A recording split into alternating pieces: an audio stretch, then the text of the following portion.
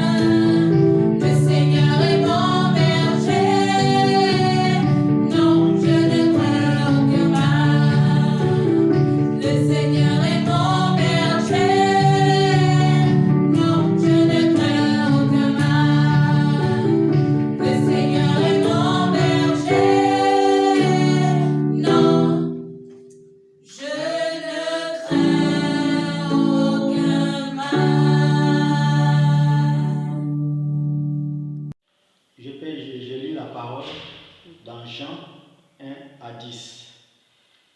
Je lis la parole au nom du Seigneur. En vérité, je vous le dis, celui qui n'entre pas par la porte des bergeries, mais qui y monte par ailleurs, est un voleur et un brigand. Mais celui qui entre par la porte est le berger de brebis. Le portier lui ouvre et les brebis entendent sa voix. Il l'appelle par leur nom, les brebis qui lui appartiennent, et il les conduit dehors. Lorsqu'il a fait sortir toutes ses propres brebis, il marche devant elles et les brebis le suivent parce qu'elles connaissent sa voix. Elles ne suivront point un étranger, mais elles fuiront loin de lui parce qu'elles ne connaissent pas la voix des étrangers. Jésus leur dit cette parabole, mais ils ne comprirent pas de quoi il parlait. Jésus leur dit encore, en vérité, je vous le dis, je suis la porte des brebis. Tous ceux qui sont venus avant moi sont des voleurs et des brigands, mais les brebis ne les ont point écoutés. Je suis la porte. Si quelqu'un entre par moi, il sera sauvé, il entrera et il sortira, et il trouvera du pâturage. Les voleurs ne viennent que pour dérober, égorger et détruire. Moi, je suis venu afin que les brebis aient la vie et qu'elles soient dans l'abondance. Amen. Chers frères et sœurs en Christ, nous vous saluons encore. Ce dimanche qui est le premier dimanche du mois de mai, nous saluons tout un chacun dans sa maison. Avec ce confinement, nous savons que les gens ne peuvent pas aller à l'église. Mais nous prions que le Seigneur puisse intervenir afin que ces choses puissent passer.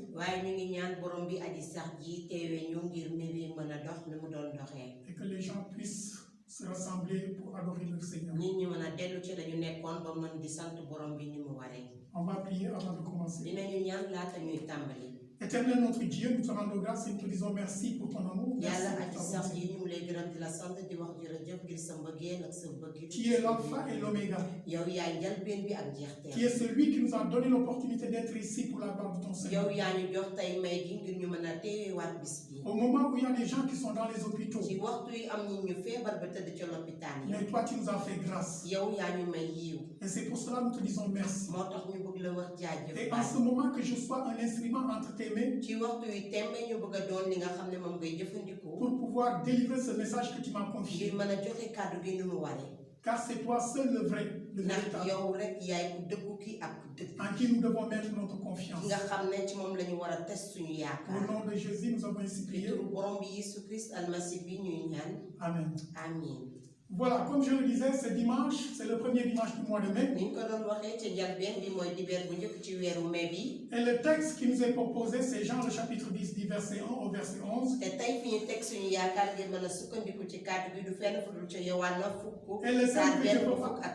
le thème que je veux partager avec vous, c'est Jésus et le bon berger.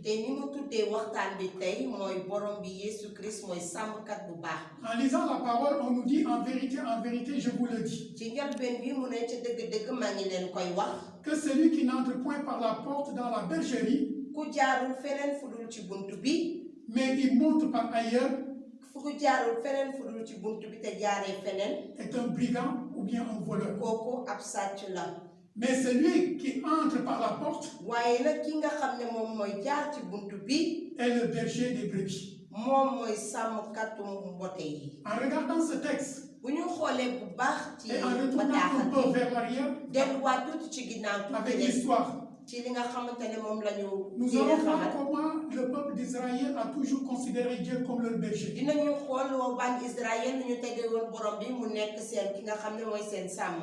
même si nous regardons aussi dans le livre de Psaume 23 avec David,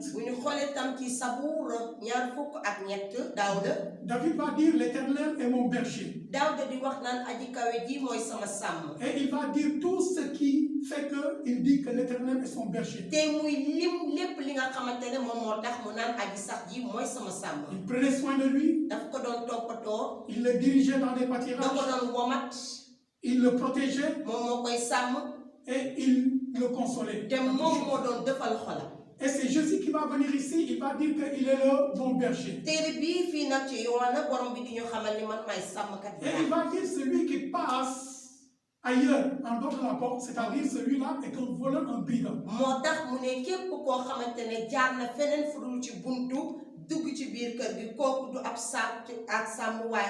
Et il a dit ce qui était avant lui, c'était des voleurs.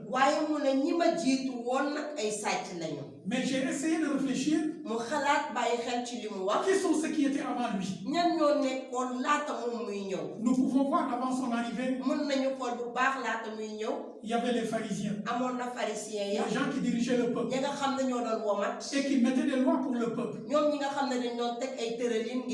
Et des lois que eux-mêmes ils ne touchaient pas. Mais ils imposaient ça au peuple. Et quand le Christ est arrivé, il a dit c'est lui le bon berger. Parce que le bon berger donne sa vie pour ses brebis. Et c'est pour cela que nous allons vivre dans tout son histoire. Comment il a pris soin des gens. Comment il a guéri les malades. Comment il a guéri les paralytiques. Comment il a guéri les lépreux. Et comment il a donné des gens à manger. Et comment il a enseigné les gens qui avaient perdu l'espoir. Et comment il a ramené les gens vers Dieu. Et ce matin, comme il a dit, il est le bon berger. Le bon berger, c'est celui qui prend soin de ses brebis. Mais pourquoi on n'a pas choisi les boucs? Mais on a choisi des brebis. Parce que les brebis sont douces. Les brebis sont obéissantes. Et les brebis sont toujours auprès de celui qui les dirige. Contrairement aux boucs, les boucs sont révolutionnaires. Les boucs, on ne peut pas les maîtriser. Mais Christ a choisi le nom de brebis pour ses disciples. Et c'est pour cela, nous, en tant qu'enfants de Dieu, qui sommes des serviteurs, on nous a posé sur quelque chose. Et on nous a donné une mission. Et cette mission, c'est d'encadrer des gens dans l'église. Et pour encadrer ces gens dans l'église, nous devons prendre soin de ces gens. Et en prenant soin de ces gens, nous-mêmes, on doit s'oublier. Parce que le berger doit s'oublier pour que ses brebis puissent avoir de quoi manger. Le berger doit s'oublier pour que les brebis puissent en bon état. Mais contrairement aux pharisiens qui étaient là, ils étaient des gens qui imposaient leur loi aux gens. Sans même lever leur doigt pour faire quoi que ce soit. Et quand Christ est venu, lui qui est le Fils de Dieu, il s'est donné pour ce peuple. Il a enseigné à ce peuple. Et jusqu'à aller mourir même à la croix. Pour que ce peuple puisse avoir le salut. Ce n'est pas n'importe qui accepte de mourir pour quelqu'un d'autre. Mais lui, il l'a fait. Et il a dit dans la parole, il est la porte. Et nous savons que pour entrer quelque part, tu as besoin de passer par la porte. Et si vous passez ailleurs en dehors de la porte, vous êtes un voleur, un brigand. Et comme lui, il a dit, il est la porte. Et comme il a toujours dit dans ses enseignements, il est le chemin, il est la voie, il est la porte. Personne ne peut aller au Père sans passer par lui. Mais comment tu dois passer par lui? Seulement en acceptant ses enseignements. Parce que la brebis accepte tout ce que le berger lui donne comme nourriture. La brebis accepte tout ce que le berger l'amène, là où le berger l'amène. Je ne peux pas me dire que je suis une brebis lorsque j'ai un cœur rebelle. Je ne suis pas dit que je suis une brebis lorsque je n'écoute pas ce que le berger dit. Et c'est pour cela aujourd'hui, nous pouvons nous poser beaucoup de questions. Il y a des gens qui sont dans les églises, qui sont immaîtrisables, parce qu'on ne peut pas lui dire ce qu'ils doivent faire. Pour eux, ils connaissent déjà. Ils savent ce qu'ils doivent faire. Et de telle sorte, beaucoup de pasteurs, beaucoup d'évangélistes, ils ont des maux de tête dans leur ministère. Parce qu'il n'y a plus de brebis dans la bergerie. Il y a des boucs dans la bergerie. Et quand il y a des boucs dans la bergerie, ça va être difficile de les canaliser. Et c'est pour cela que je dis ce matin, que tu sois une brebis, que tu sois un berger, revois-toi et savoir qu'est-ce que tu dois faire. Qu'est-ce que le Seigneur t'a confié à faire. Car il a dit dans sa parole, si une brebis s'égare, le berger doit abandonner les 99 qui sont dans l'enclos pour aller chercher la brebis qui est égarée. Comme je le disais, quand il y a une brebis qui est perdue, le berger doit laisser les 99 qui sont dans l'enclos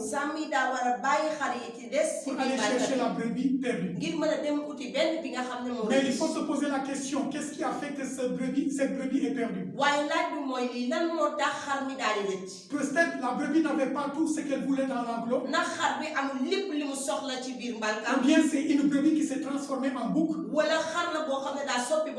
Mais notre devoir en tant que berger, c'est de pouvoir suivre cette brebis.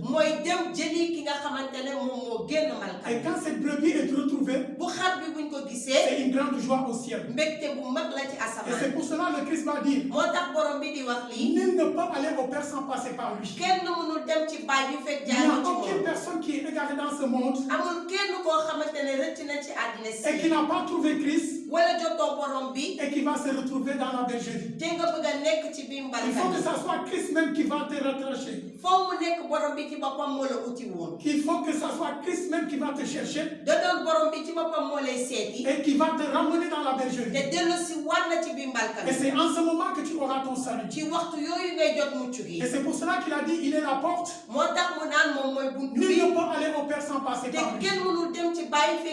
Et ce matin aussi, toi qui m'écoutes, dans ce confinement, peut-être tu commences à t'égarer dans tes pensées, dans ta façon d'adorer le Seigneur, dans ta façon de prier avec le Seigneur, dans ta façon de te comporter. Il faut savoir que Christ est en train de te chercher pour te ramener dans la bergerie. Parce qu'il ne veut pas qu'aucun de ses enfants soit perdu. Tout ce qu'il veut est que tout le monde soit sauvé.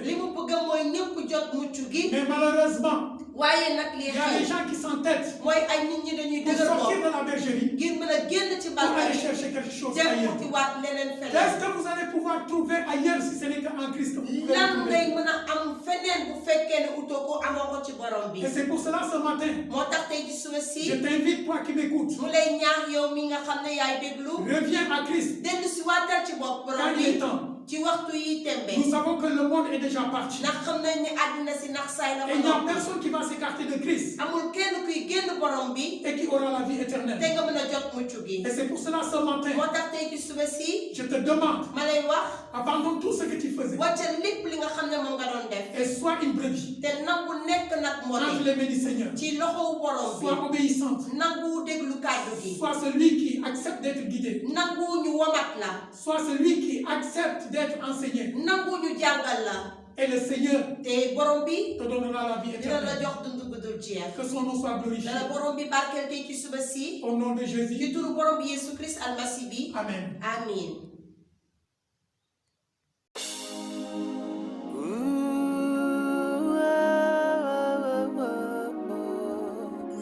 Jamais, jamais, jamais seul, je suis entouré. Où que je sois, je ne suis pas seul. Quoi que je fasse, je ne suis pas seul. Même quand je dors, je ne suis jamais seul. Jésus m'a promis d'être avec moi toujours.